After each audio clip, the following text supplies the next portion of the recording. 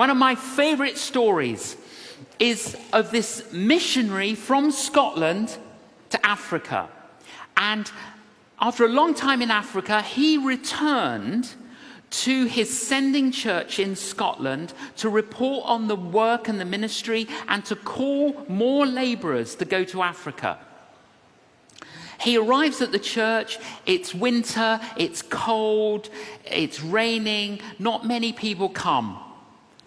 And he's a little bit disappointed. And many of the people there were elderly. You know, great that they're there, but not suitable for the mission field.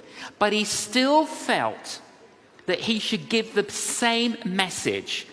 And he gives the message, the needs in Africa, we need more laborers. He ends the talk. This is how he ends the talk. Who will go? Who will go? Who will go?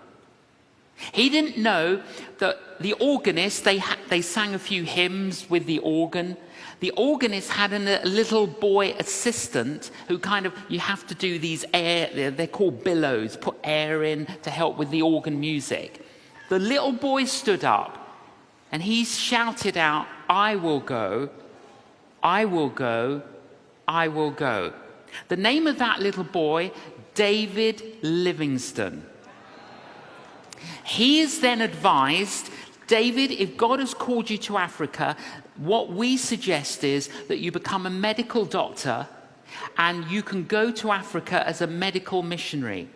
He grows up, he goes to medical school, he becomes a medical doctor, he then goes to Africa as a medical missionary. He labors and labors and labors. There's one particular community, tribe, that they're trying to reach, and it's really difficult. And the chief sends him a message. And the chief said to him, we are going to come tonight and we are going to murder you and everyone in your compound. Now, the reason we know every detail of this, and I've researched this, is because David Livingstone kept diaries. And all of this is written in the diaries. So he's writing in his diary, Lord, we've labored so faithfully. Please protect us. Please help us.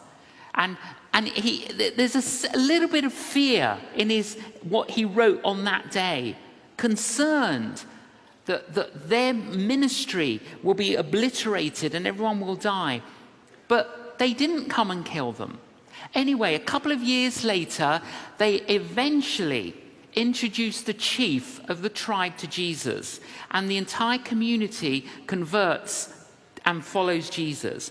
David Livingstone said, no, the story gets better.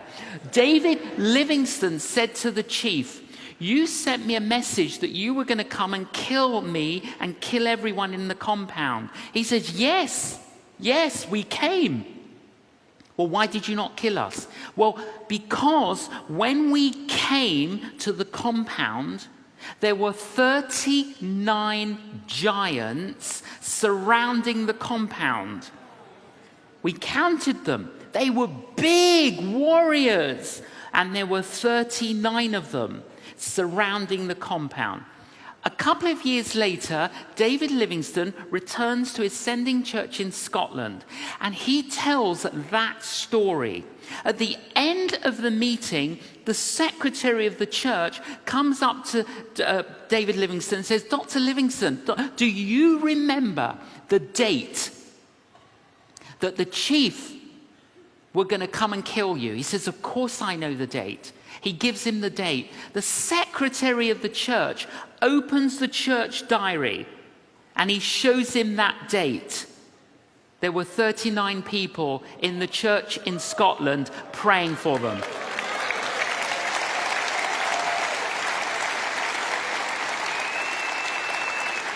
"39 people praying in a church in Scotland, and there were 39 warriors surrounding the compound. Do not say that is a coincidence.